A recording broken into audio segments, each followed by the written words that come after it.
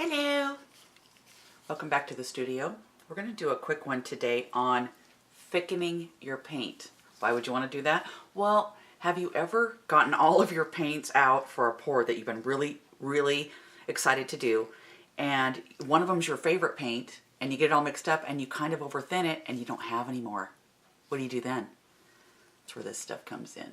This is Liquitex Thickening Gel, basically. It's called Liquithick. Right down here, you'll see this, Liquithick. Very powerful stuff. This little thing here will last you 2 lifetimes, I swear, if you use it right, because you only need a little bit, goes a long way. So I'm going to show you how to use this today. So there is that issue of if you're going to make a pour and you've used that paint and you've over thinned it and you don't have any more, what you would do is put a little bit of the thickening gel down, and you're going to need a palette knife for this. A little bit of the thickening, the Liquitex down, and then add some of your thinned paint to it and just keep going and keep adding until it, basically till you thin the thickener. Get it? Because then we're going to put it in the cup and hopefully bring up the thickness of that paint. What I'm going to do today to show you how to use this is I'm going to use mica powder. This is how I thicken or make mica powder paint, basically. A lot of times you can add your mica to your paints, which I've done a lot of times, but sometimes you just want that color. And actually, I'm going to take my glove off here. I got to show you this color. I doubt you can see it that well through the plastic, through the camera.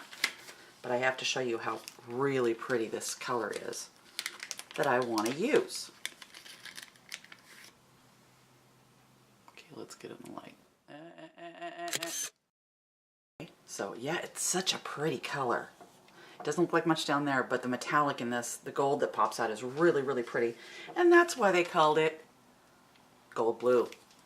Smart people. I've got a bunch of new micas, actually. I'll show them to you. Oh, quick show and tell. I've been working on this pyro, this wood burn. Look, shiny. Use some metallic watercolors on that. The cool thing is this is going to go into a larger piece, and then resined. It's going to be kind of a 3D thing with these kinds of cells underneath it coming out. It's going to be cool. It's going to be, I can't wait to get this one done. I'll show it to you. Matter of fact, I'm going to do a video on it. Not obviously this part, but how I put the big piece together. Now back to the micas. I got these recently from Amazon, of course. I mean, look at all these. And it was a really good price too. I forget what it was, but I will put the link below. Look at all these colors. Look. Shiny. Yeah, there's all kinds of colors in here. Now this one's kind of funny. It's called Symphony Red. It's not red. Not red at all. Matter of fact, if you look at the hue, it looks a little green. But no, really, actually, where's my, there should be a little piece of paper or a piece of Yupo in here with that one on it. I'll find it. I'll show it to you, because I did I mixed them up in some pouring medium and put it on a little sample piece to get, oh wait, is this it? No, that's not it. Okay, well, I can't find the sample, so I'll just show you what I mixed up. I don't even know if you'll be able to see it. That's the crummy part, and that's why I mixed up a sample for you ahead of time.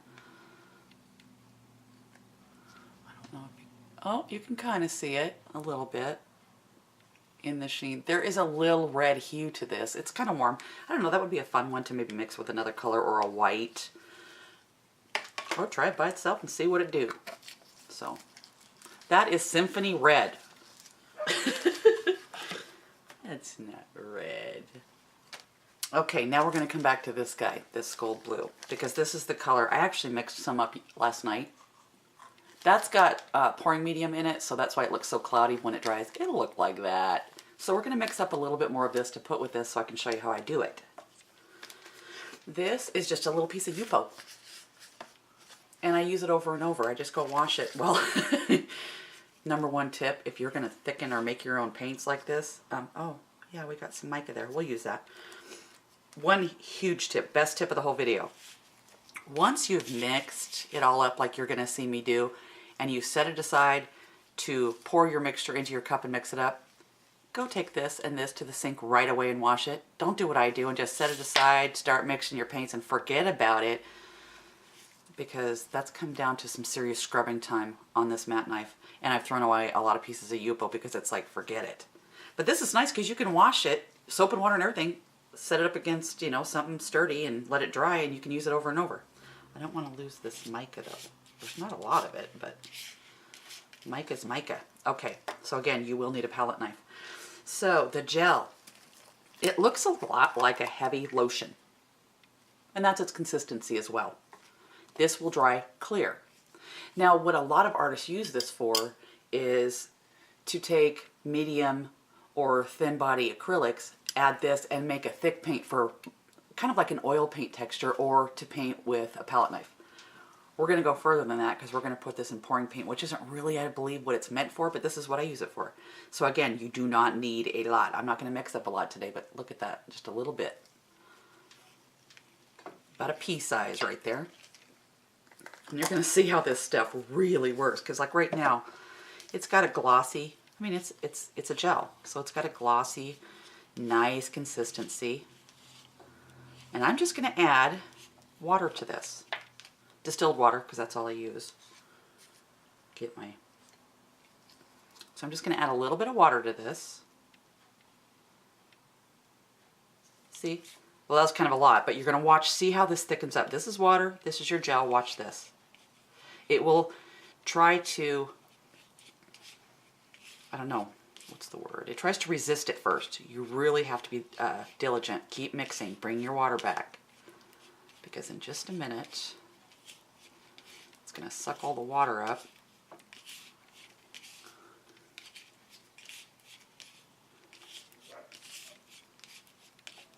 See that? We're back to that same consistency we started with, but we got more. So what I do is I just keep thickening it. Thinning it. I want to thin it just a little bit more before I put my pigments in. Just a little more water. There we go. That was about, I don't know, half a teaspoon there. That's quite a bit. But you're going to watch how this takes care of it. I hope I don't get off the camera because I'm not paying attention. And it looks like there's blue in this, but there isn't. It's from underneath. Oh, actually there is, yeah, there is a little bit of pigment in there. You saw that. Enough to turn this a light blue. Okay, so it sucked all that water up again. And yeah, it is a little thinner, you can see. But mainly there's just more of it. Isn't that crazy? Okay. Keep cleaning off your palette knife too, because you want all of this incorporated. So I just spread it out a little bit like that. Where is my pigment? Here it is. Blue gold. And I always use a brand new tool when I get pigment out. I don't want any of it mixing. So how much do I want? I'm not going to do a lot because it goes a long way. Okay, you can see. Not a lot. I'm going to do a little bit more. Why not? Color's color. We want this saturated.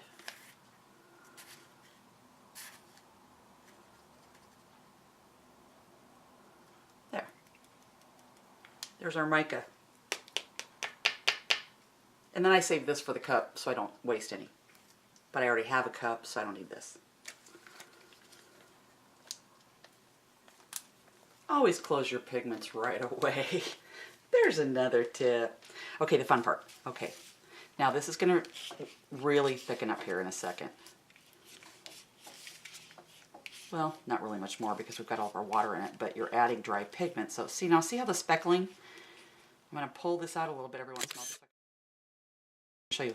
You want to keep, you know, obviously that's obvious to any painter. You want to keep going. You don't want those speckles because you're not completely mixed. Keep going. It is a process. Now if you just sit down like I do normally, just sit down with a cup of coffee. It's actually fun. You really want to mix those pigments in before you even thin or do anything else. Or at least get them really incorporated. If you still see specks, we're still going to thin some more, so that'll help. Can you see the pearlescence coming out in that now? See, there's still specks, but not as many as before, and it's really creamy. Water!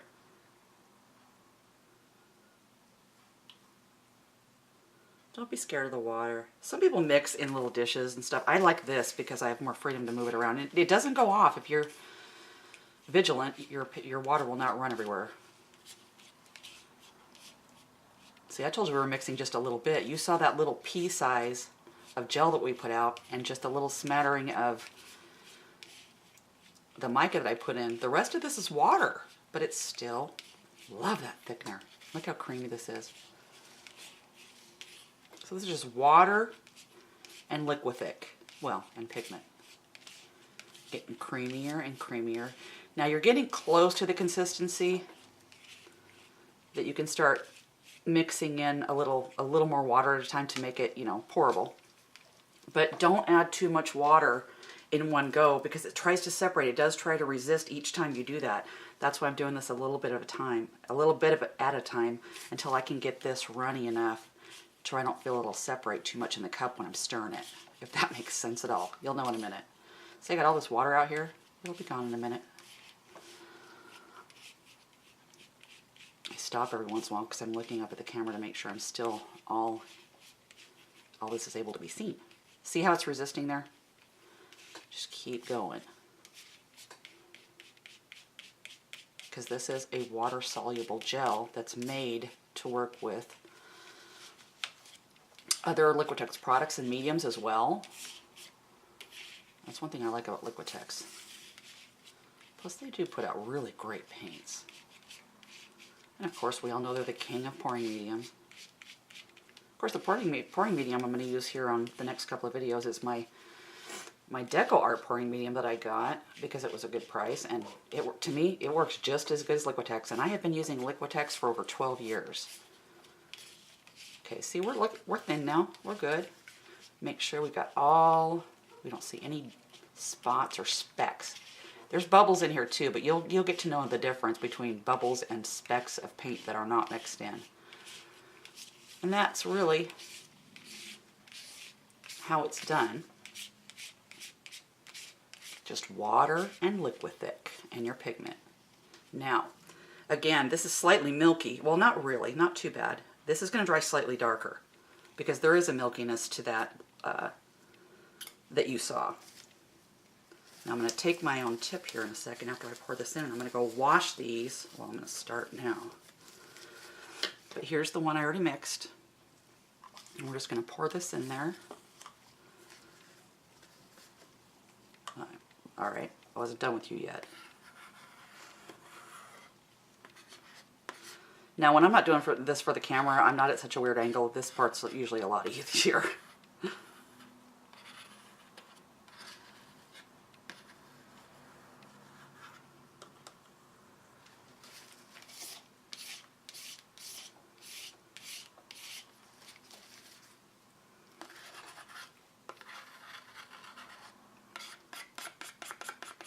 Yeah, usually a lot easier. Okay. Let's see what's going on in there. I'm going to go wash these while you're looking at that. Okay, we're all washed up. And I fast forwarded this. That's why, if it moved on you, that's why. But we're just going to mix that in. Mix it really well. And see how it's clouding up? That's because I have pouring medium in there.